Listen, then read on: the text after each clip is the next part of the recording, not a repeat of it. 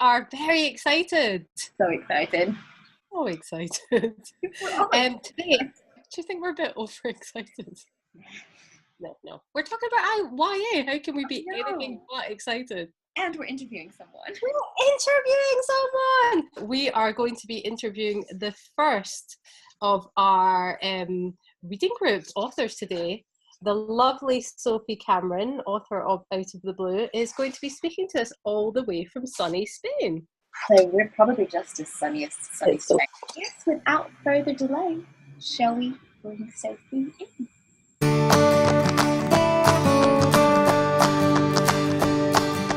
So, Sophie, for those who haven't read the book, could you tell us a little bit about it without kind of giving anything important away? Sure. Out of the Blue is about a world where angels have been falling from the sky for the past 8 months. And the main character, Jaya, her dad has become obsessed with finding the first angel to survive the fall. So he takes her and her sister to Edinburgh for the summer, hoping he can catch one. But actually she finds one instead. I love the theme and I love the setting of this book. What was the inspiration for it? The idea actually came from a Lynx deodorant advert. A bit of a weird one. As all the best ideas do. Yeah, honestly. It was about 8 years ago. There was this advert where like angels were falling from the sky because it's Lynx. They're all like, they look like models and they're just don't have a hair out of place. And I kind of thought like, well, surely, you know, that would do them some damage if they were to like fall and crash land like that. And then it kind of started from there.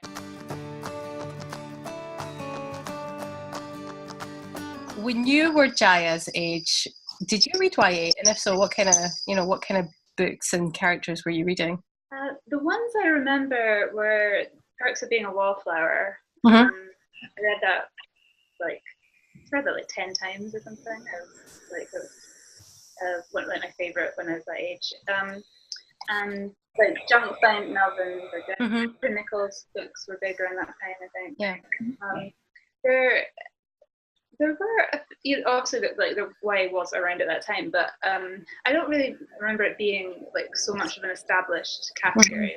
I think it was kind of, you had kids books and then you had adults books and there was a kind of merge in between, but I don't really remember being so aware of YA as maybe we called it teen at the time though.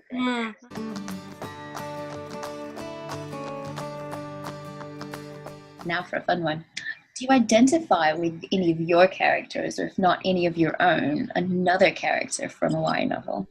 I think for my own, I think I do identify with Jaya. I think she, like she's quite mature in some ways, but in other ways I feel like she kind of takes people at face value a lot of the time and doesn't really think necessarily about what their motives might be, or the fact that the way people are acting doesn't necessarily match up the way they're feeling. I think was interesting. Like for her dad, for example, I think she kind of assumes the worst in a way. So I think she, she kind of jumps to the wrong conclusions about him and stuff. And I think that was maybe something when I was younger, and I didn't necessarily realize that the way people are acting doesn't necessarily match up with what they're feeling sometimes.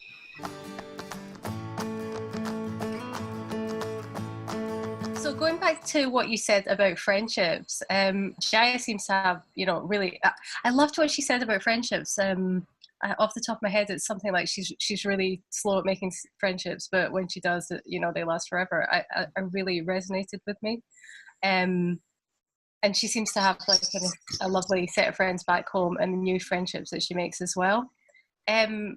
Just thinking about yourself, what character in your book would be your best friend? I think probably Ali, I guess. I think Ali's the sort of person who you'd want to be friends with. Ali is very like loosely based on one of my friends. Oh, lovely. Very loosely. Who she doesn't have cystic fibrosis, but she has like another chronic illness, and I think just kind of her attitude towards it and stuff, and just the fact that, you know, she's just a person like living her life, and just, you know, going about her life like anyone else, which is something I think like you maybe don't see that much of in YA either, which is kind of a key thing. And yeah, and also a bit bossy in that, that kind of we all need a bossy friend in our lives. To get that done. So I think probably she would probably be the person who I'd want to be friends with. You know, she's a person who like gets stuff done, basically. Yeah.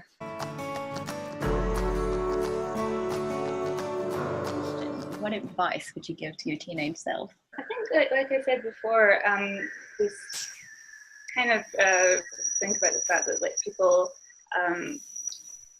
don't necessarily come across as confident as they might seem. I think that's something I kind of like when I was younger. I was quite shy. I still am quite shy, and didn't kind of realize that a lot of people also feel shy but completely overcompensate with it. Kind of the older I've gotten, the more I've realized that like people don't generally know what they're doing a lot of the time. I think everyone's faking it to a degree. So I think that's probably what I try and tell myself, like, you know, you're not the only one who have no idea what's going on. I don't think I've ever met anyone who knows what they're doing, to be honest.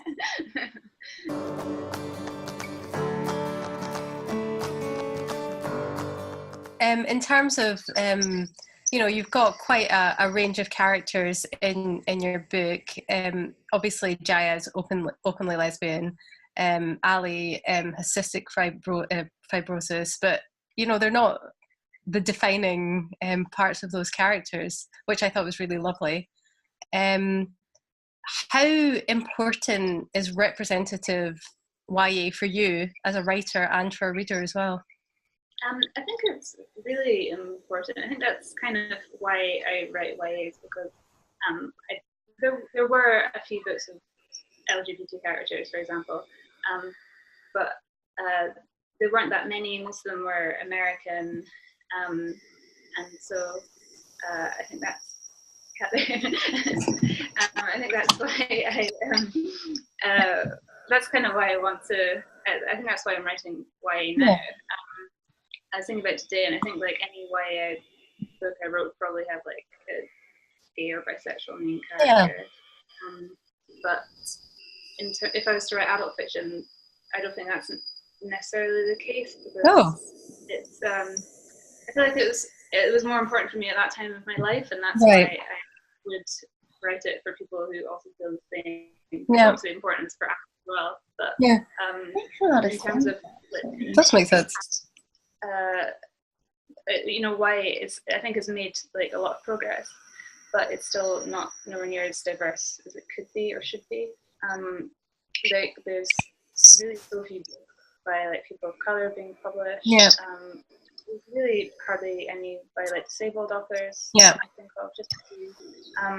And so I do think ultimately like the focus should be on those authors and supporting those authors. But I think if you can weave it into your own work as well, like any writer, I think you can try and show the world how it is, and the world how it is like people like, who have all different types of lives. And I think for me, I like wanted in this book was just to write a story which has diverse characters, but like you said, that's not the focus.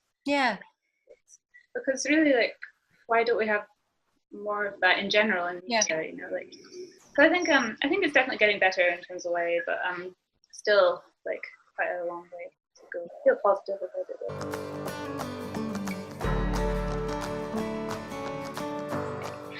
As you know, we're reading Out of the Blue with our book groups around the UK this summer. And if you were in those book groups with us, what's one question you'd want to ask? Well, I did a school event when I was in Edinburgh like last month. It was only the first one I've done. Very scary, but it was really fun actually. And the question, I did ask a question which got some really interesting answers from my kids group, which was like, do you think it is ethical of like in the book people are kind of hunting the beings of some degree, even though they die, they're taking their blood and their feathers, and like to what extent is that ethical? Like, to what extent is it ethical that they're trying to catch one? I think there's some quite interesting questions about like how should these beings be treated when they're not human?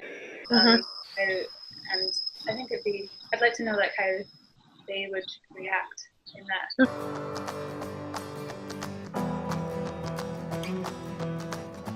Okay, so you've obviously, this is your debut novel. It's really exciting. No pressure, but what's your next project? We're excited to know. My next one, I'll have more edits to do that. Just sent it off to my editor a few weeks ago, the second draft, so done-ish. Obviously also a YA novel. It's also set in Edinburgh. Oh, brilliant. I don't know how much else I can say about it though, but it's the same kind of mix of, it's very much set in the real world, but then there's one fantastical element in it, which is like out of the blue.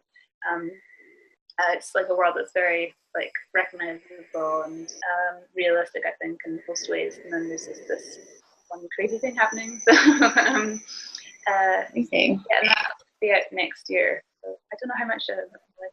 I'm just excited to know that there's another Edinburgh-based YA novel coming out. I think that satisfies our curiosity. Don't you think? I think so. And another kind of real-world novel with these fantastical elements thrown in.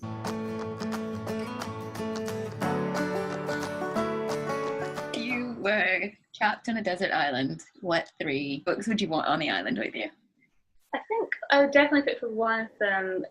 It's not a YA book, but Naive Super by Erin Lowe, which is it's a really short book, and it's about this guy who's living in Norway who has a mental breakdown, but then kind of reassesses his life and realizes that kind of simple beauties in life, I guess you'd say. And it's like a really, really calming book. Because I think I'd be definitely panicking if I was on desert island and calm down. Can I count Historic Materials as one massive book? Because I would probably want to take that. So yes, I am setting that. I have it as one book on a bookshelf over there somewhere. Oh yes.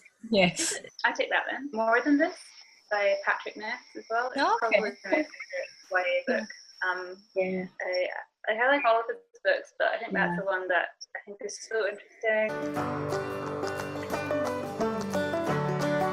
Bearing all that in mind, and about all the other YA books that you've talked about today, can you recommend a YA book to us that you think we haven't read or that you're adamant that we must read? One that comes to mind would be Troublemaker by Catherine Barter. It was one of the Waterson's children's book prize nominees, I think. So I haven't read it. It's about a 15-year-old girl who lives. Her mum died when she was younger, so she lives with her older brother and his boyfriend in London. And then her brother takes a job for this guy who's running for mayor of London, and she accidentally gets embroiled in like a kind of political scandal. So it's really good and really unlike anything else I've read in YA. Well, thank you so much for speaking to us. It's been so lovely speaking to you.